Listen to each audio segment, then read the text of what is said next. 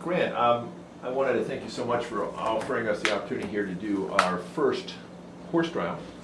And I'd like to, first of all, just to tell us about the horse that you performed the procedure on and what the procedures were that you performed.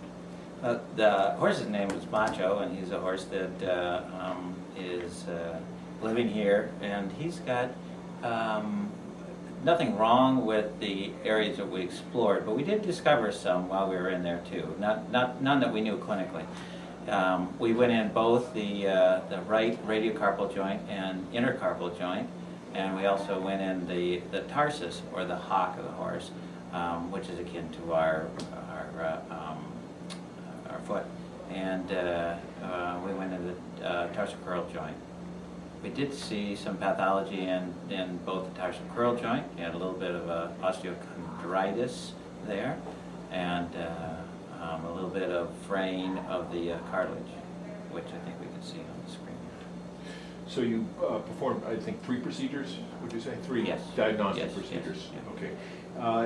And what did you, in terms of the outcomes of those procedures, we would classify these as a pre-diagnostic. There was no operative procedure done.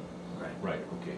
And what did you think of Vision Scope in terms of how you did these procedures? Extremely easy. I mean, it's so simple. It just we did put a surgical prep on, but then we just blocked it, the local block carbocaine, and just popped the trocar in there and could look around, and I thought it was extremely user-friendly, and still very diagnostic. I think the first video I had seen, was a little bit more blurry, years ago when it probably first starting. But this the view here was just very good. I mean, I think that's as good as we get in any arthroscopic procedure. Okay, excellent. What would you say the values are for Vision Scope for, number one, the large animal vet? I think, and I've thought about this a lot, but I think that diagnostic is number one, and it's extremely important.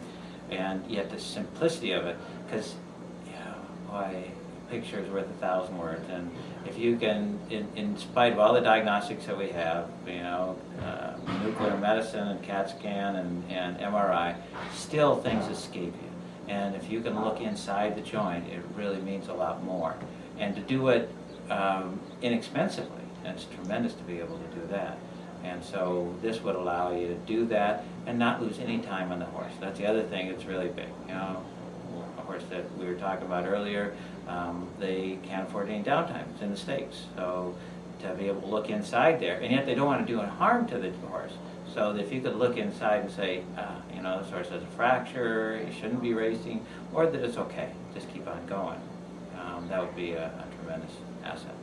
Okay. And what would you say might be the value for a small animal vet in terms of this technology?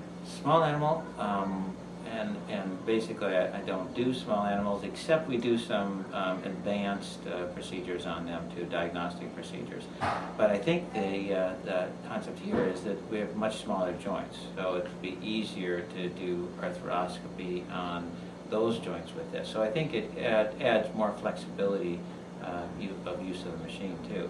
And certainly then you get into doing more procedures. Okay. So just to summarize, in terms of the diagnostic value here, either pre or post-operative, how would you sum up the value added here? I think it's in post-operative you'd have a concept of where the problems are. So you'd be able to look at that area where I said that the distal intermediate ridge of the tibia, where on this horse we did see some OCD, we could target right to that, and that would be the real benefit of that. How well is that healing? Can I get the horse back into training again, or should I wait a while on that? Normally we look for 2 months. We know there's still healing that goes on for the next year, and we only know 2 months because that's kind of the way it works. So if we could look at that and be a little bit more scientific about it, that's gonna, maybe we could get them going in a month. That would be what I suspect with a lot of them. Or if it's just a chip that has no cartilage damage, you might be able to get them going right away. Okay, excellent. In terms of other diagnostic technologies that you have or work with, including MRI, ultrasound, X-ray, CT, and so forth, how would you compare this in terms of its value versus other technologies, upside or downside? I think they complement each other. I don't think that, you know, one is going to replace another one, absolutely. But as I said, you know, you can't beat looking at it. And I think that would be most important.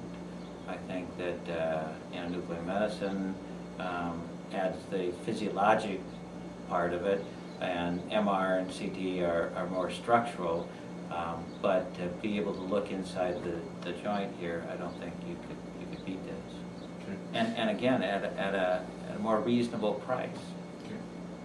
Okay. Along those lines, would you, in terms of, you and I talked about this, there's certainly a market for pre-purchase exams out there in terms of what you the current gold standards are. But anyone purchasing a horse that's going to cost more than $5,000 or $10,000, which most horses do, how would you see vision scoping value there? Well, you could. I know of a horse that was just sold for, well, they were asking price was $100,000 over in Europe, and the horse, and they sent me a video, and I could see that the horse was lame. And so they did MR, standing MR, they did X-rays, and they could diagnose where it is. But the same thing, you could have probably get a better concept and define it much more by just putting the scope in there and have a look at the joint, and maybe even be able to do something about it too. The other question then would be, in terms of efficiency, how would you say Vision Scope saves time and money for the veterinarian as well as for the customer? Well, obviously for the customer, you know, you can keep the horse going or lay him up. And even, you know, sometimes we think, well, if I have to lay the horse up for a long period of time, a year or so, well, that's actually more money for the owner rather than sticking steroids in the joint and keeping going and ruining the horse.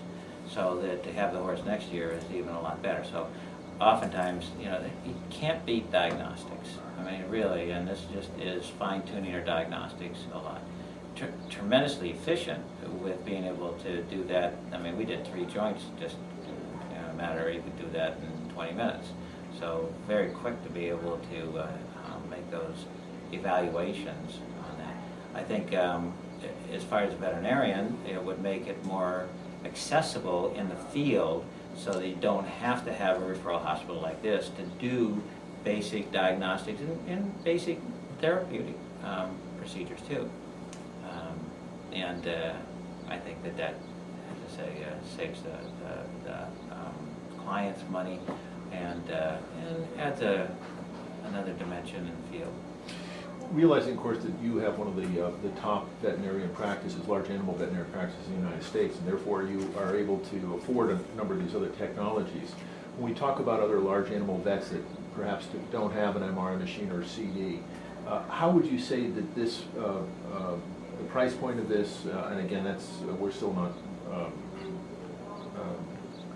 affirming what the price at this point will be, but we do have a ballpark in mind. How would you say that this technology might be useful to a vet that may not be able to afford these more expensive technologies? No, I think that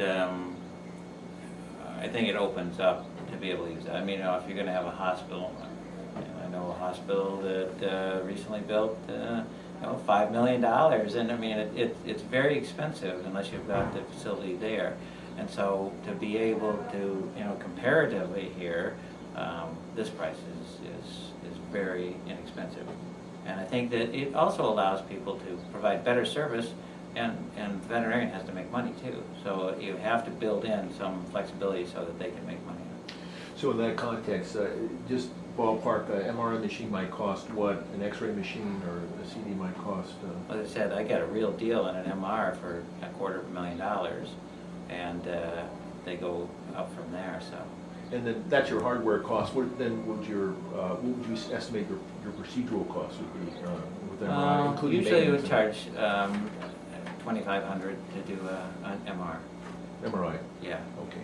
And how would, and then X-ray, X-rays. capital cost and Do it, well, that's hard to fix, is we have digital X-ray, so that's more expensive. I mean, you can spend $100,000 for a digital system, plus you've got the room and the lead.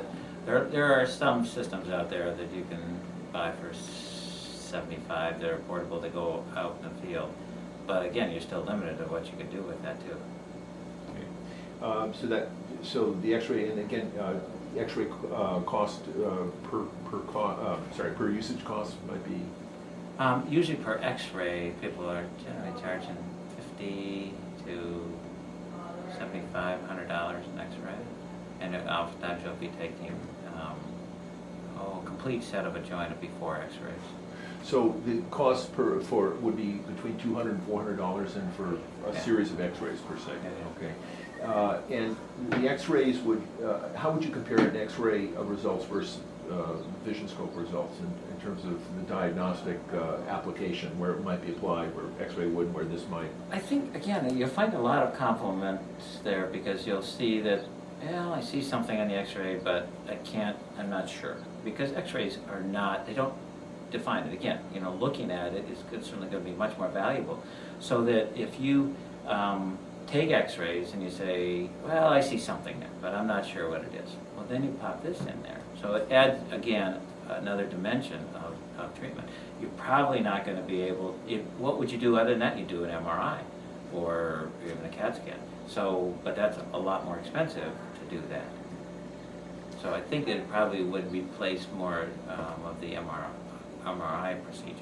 Okay, so, and how about CAT scan procedures? And CAT scan too, yeah. And the cost of a CAT scan and the per usage cost of that would be? CAT scans are cheaper to do, more problems maintaining them, but, and it'll vary. Our CAT scans are really inexpensive, but still it can be $1,000, $1,500 for a CAT scan. Per use, okay. And then how about endoscopes per se, in terms of? Arthroscopy? Yep. Arthroscopy generally runs about $2,500, something like that. You can do outpatient sometimes, and you get that down to around 2, a little bit under.